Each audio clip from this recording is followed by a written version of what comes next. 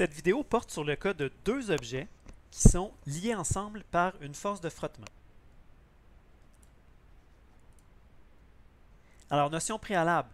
Donc, se rappeler que le frottement cinétique, alors le module, c'est le coefficient de frottement μc fois la normale, et l'orientation, c'est opposé au glissement. Pour ce qui est du frottement statique, le module maximal, et attention, ce n'est pas la valeur du frottement, c'est vraiment le module maximal, donc il peut valoir moins que ça. Alors, c'est donné par le coefficient multiplié par la normale, et l'orientation, ça empêche le glissement. Et enfin, il faut être capable de faire un schéma des forces et d'utiliser les trois lois de Newton pour bien comprendre les notions présentées ici. Objectif, c'est le suivant, c'est appliquer la deuxième loi de Newton dans le cas de deux objets liés par le frottement, qu'ils soient cinétiques ou statiques. Donc, typiquement, ce sera de calculer l'accélération de deux objets qui sont liés l'un à l'autre, pas par une corde, mais par une force de frottement. Alors, avant de commencer, on va faire un rappel de la deuxième loi de Newton. Alors, F égale ma, en fait, somme des forces égale masse fois accélération. Ce que ça veut dire, implicitement, c'est que ça requiert une force nette dans la direction de l'accélération. Donc, votre vecteur force résultante est dans la même direction que le vecteur accélération. Qu'est-ce que ça veut dire? Donc, supposons la situation suivante. On a ce camion qui accélère et on a une caisse sur la plateforme du camion qui ne glisse pas. Donc, nécessairement, elle est en train d'accélérer elle aussi dans cette direction-là. Et si elle accélère dans cette direction-là, j'ai besoin d'une force qui est exercée vers la droite, puisque l'accélération est vers la droite. Maintenant, ici, cette force-là, de quelle nature est-elle? On va conclure que c'est une force de friction. Donc, ce n'est pas la gravité qui le fait accélérer vers la droite. Ce n'est pas non plus une corde qui exercerait une tension. Ce n'est pas non plus une force normale. Donc, une surface qui serait appuyée verticalement, sur laquelle la caisse serait appuyée verticalement. C'est vraiment tout ce qui nous reste, c'est une force de friction. Donc, on peut se dire ici, s'il n'y avait pas de friction, la caisse ne pourrait pas rester sans glisser sur la plateforme du camion. Mais vraiment, on l'oriente vers la droite en sachant que l'accélération est vers la droite. Donc, on va aller faire l'exercice qui est le suivant. Donc, on a un bloc de masse M1 qui est déposé sur un bloc de masse M2, 5 kg, et sont initialement au repos. La surface sous le bloc 2 est sans frottement. Donc, ici, là, il n'y a pas de frottement. Alors que pour celle entre les deux blocs, les coefficients de frottement sont respectivement 0,5 et 0,1. Donc, c'est la surface qu'on a ici pour laquelle on donne ces coefficients-là. La question, donc, comprenez que ces deux blocs-là sont liés ensemble par la friction, donc via la force de friction qui va être exercée ici. La question, la première partie, c'est la suivante. On applique une force de 30 newtons vers la droite sur le bloc 2. Donc, ça, c'est 30 newtons. On remarque alors que le bloc 1 ne glisse pas sur le bloc 2. Quel est le module de l'accélération de chaque bloc? Alors, la situation qui se produit ressemble à ça. Donc, on pousse sur le bloc du bas, M2. Le bloc M1 ne glisse pas dessus, donc il va accélérer avec la même valeur, le même module d'accélération. Donc, ils sont liés ensemble. Ils ont la même accélération. On va donc aller faire le schéma des forces. Donc, on a séparé les blocs. Ça va être beaucoup plus pratique quand on a des objets qui sont collés comme ça. Le schéma des forces, on doit représenter les forces sur chaque objet. Donc, on va les séparer. J'ai déjà la force F, force extérieure exercée uniquement sur le bloc 2. On va représenter les poids, les normales. Donc, pour le bloc 2, pour le bloc 1. Donc, ça ne cause pas de problème. Maintenant, on va représenter l'accélération tout de suite. Donc, on sait que ces blocs-là vont accélérer dans cette direction-là. On vient de le voir dans l'animation. Ça va nous permettre de placer notre système d'axes. Maintenant, rappelons-nous de la deuxième loi de Newton. Si j'ai une accélération vers la droite, on doit avoir une force nette vers la droite. Commençons avec le bloc 1. Je dois avoir une force nette vers la droite. Qu'est-ce que ça peut être? ce sera la force de friction. Donc, puisque c'est la force qui permet aux deux blocs de rester liés ensemble. Donc, on va mettre une force de friction statique, puisque ça ne glisse pas, et orientée vers la droite. Maintenant, il faut encore respecter une autre loi de Newton qui est la troisième loi de Newton. Alors, si on y regarde de plus près, on voit que cette force de friction statique, c'est en fait une force exercée sur le bloc 1 par le bloc 2. Donc ça, c'est une action. Alors, selon la troisième loi de Newton, la loi d'action-réaction, ces forces-là viennent en paire. Je dois en avoir deux et la deuxième doit être égale et de direction opposée. Donc, ce sera une force qui va être exercée sur 2 par 1. La réaction, alors, elle va être par là. Donc, cette force-là, c'est pas évident de la conceptualiser. C'est pas évident de comprendre qu'il y a une force de cette direction-là exercée sur ce bloc-là. C'est beaucoup plus logique si on y va avec la troisième loi de Newton. Donc, j'ai une action, j'ai besoin d'une réaction égale et opposée. Donc, la force de friction 2 ici, là, ce sera égal à la force de friction 1. Et un petit rappel, on n'avait pas de friction entre le bloc 2 et le sol. Donc, vraiment ici, ça c'est la réaction à cette force de friction-là. Alors, notre schéma des forces est complet. On va regarder le calcul des forces maintenant. Donc, je vais omettre le calcul des composantes Y. On va commencer par le calcul des composantes X. On verra pourquoi ce ne sera pas nécessaire ici. Donc, pour le bloc 1, alors somme des forces en X égale M1 fois A. La seule force qui est présente, c'est la force de friction statique. Donc, M1 fois A. Et on remplace par les valeurs qui sont connues. Alors, la force de friction, c'est 2,5 A. Remarquez quelque chose. Nous ne supposons pas que la force de friction est égale au maximum. Donc, on ne suppose pas que j'ai la valeur de friction maximale. Donc, ce n'est pas précisé.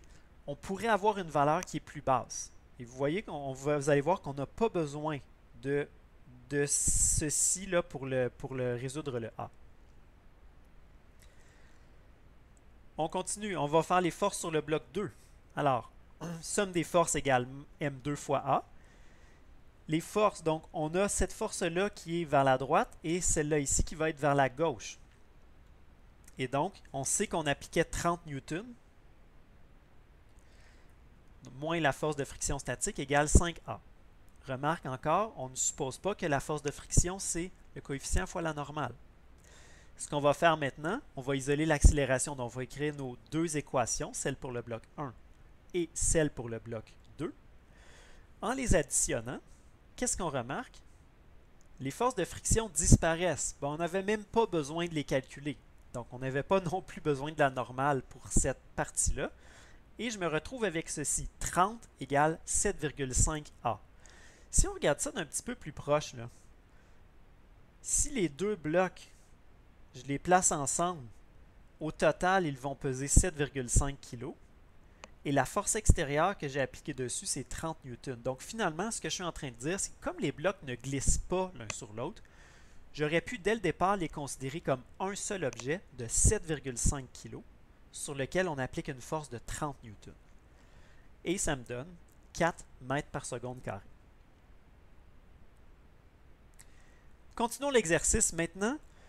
Quel est le module de la force maximale que l'on peut appliquer sur le bloc 2 sans que 1 ne se mette à glisser? Donc là, on appliquait 30 newtons, ça ne glissait pas. On pourrait donc appliquer une force un petit peu plus grande. Voici toujours la situation. On va toujours être dans une situation pour cette question-là où est-ce que les blocs ne glissent pas. Toutefois, la force qu'on va appliquer devrait être plus grande que 30. Comment est-ce qu'on va la trouver? Partons du début avec nos schémas des forces. Donc, ici on est déjà dans le schéma des forces suite parce qu'on a déjà représenté la normale et le poids. On va aller tout de suite avec les forces horizontales. Bon, encore une fois, l'accélération est vers la droite. Ça me permet de placer mes axes. Si j'ai une accélération vers la droite, on doit donc avoir sur ce bloc-là une force orientée vers la droite. Cette force-là sera la force de friction statique et cette fois, on va utiliser la valeur maximale. Pourquoi? Parce qu'on cherche la force F maximale que je peux appliquer sans que ça se mette à glisser. Donc, c'est-à-dire que on est ici à la limite de ce que la friction peut donner comme force. Donc, si j'augmente un peu cette force-là, probablement qu'on va excéder cette valeur-là et là, ça va se mettre à glisser.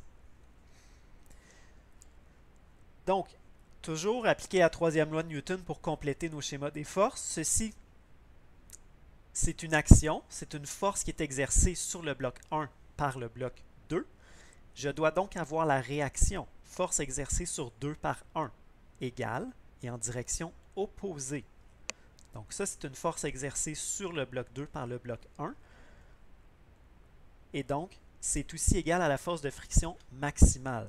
Donc, je sais qu'elle est difficile à conceptualiser, cette force-là, mais dites-vous que si le bloc 2 entraîne le bloc 1 avec lui, le bloc 1, il est comme en train de le ralentir. C'est comme une charge pour lui à entraîner. Donc, on peut voir ça comme ça, l'apparition de cette force-là ici. Mais en appliquant rigoureusement la troisième loi de Newton, on ne peut pas l'oublier.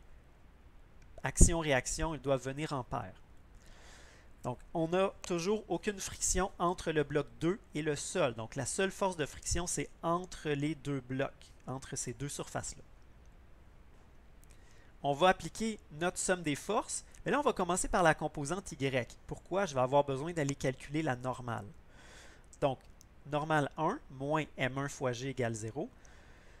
Donc, sans trop de difficulté, on trouve que la normale 1, c'est 24,5 newtons. C'est le poids du bloc. Et donc, on va pouvoir aller calculer la force de friction statique maximale, donc le coefficient fois la normale 1. J'ai donc le coefficient 0,5 fois la normale. On a une force de friction maximale de 12,5 newtons.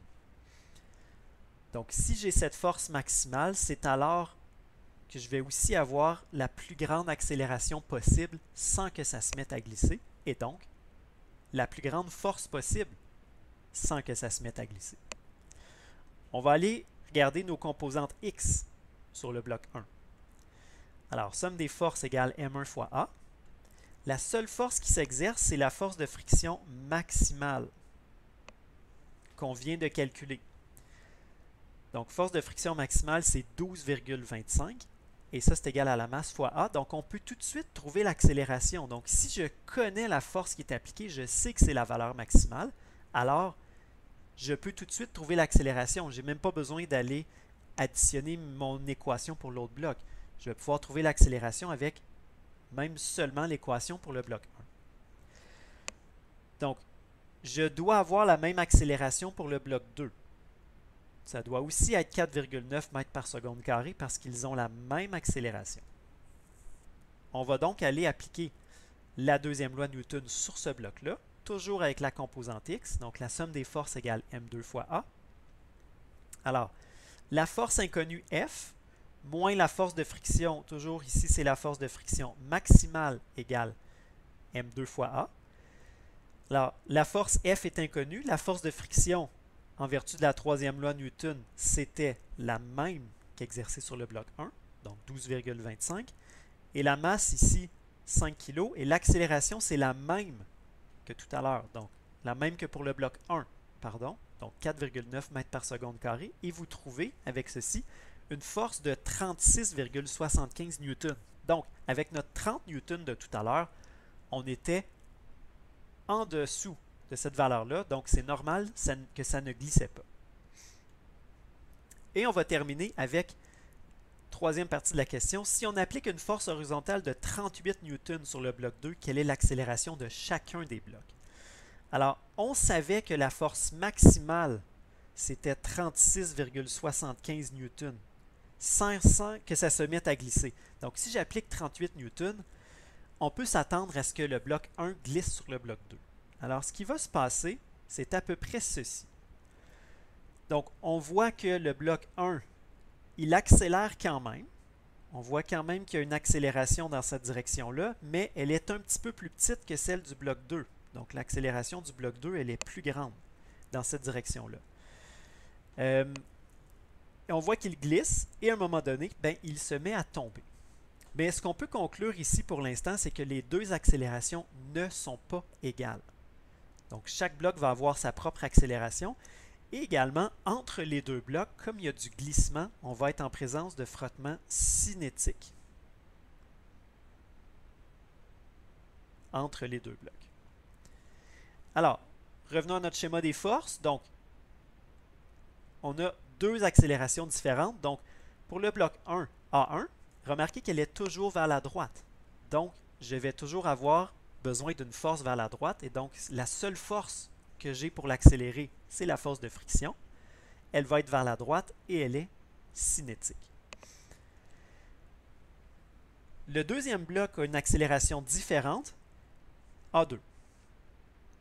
Je dois toujours appliquer la troisième loi de Newton. Donc, cette force-là, c'est une force exercée sur 1 par 2. Alors, c'est l'action. Je dois avoir la réaction, une force exercée sur 2 par 1. Alors, c'est aussi une force de friction et elle est dans cette direction-là. Donc, ce que la troisième loi de Newton me dit, c'est que ces deux forces-là sont égales. Et je vous rappelle qu'il n'y a aucune friction entre le bloc 2 et le sol. La seule friction qu'on a, c'est entre les surfaces des deux blocs. Donc, on a des accélérations distinctes. On va aller calculer distinctement les lois de Newton sur chacun. Donc, composante Y, on avait obtenu ceci. Donc, ça ne change pas. La normale, toujours 24,5.